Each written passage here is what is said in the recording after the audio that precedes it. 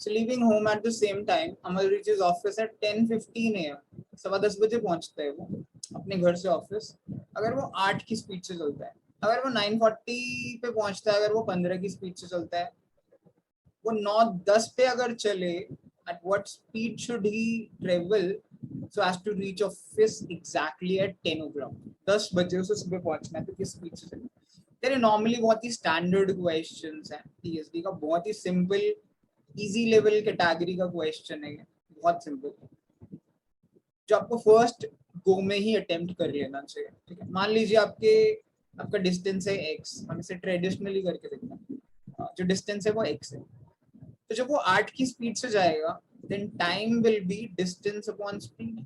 Time distance upon speed होता है ना, तो डिस्टेंस अपॉन स्पीड है 8, तो टाइम लगेगा x/8।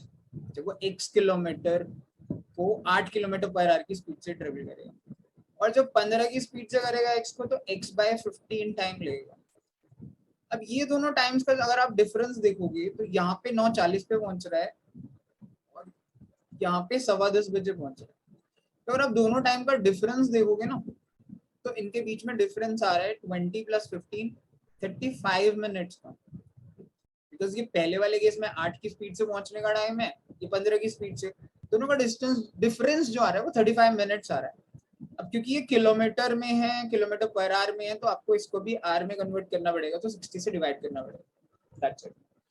अब आप इसको सिंपली सॉल्व कर लीजिए, इसका एलसीएम ले लीजिए 120, इस 120 को 8 से डिवाइड करिए, कितना होता है 15, 15 को x से मल्टीप्लाई करते हैं 15x माइनस, सेम वे में 120 को 15 से डिवाइड करिए, 8 को x से मल्टीप्लाई करिए, 8x इज इक्वल टू 35/60। हालांकि ये मैं स्टेप्स ऐसे एक्सप्लेन कर रहा हूँ, you should be very good with this.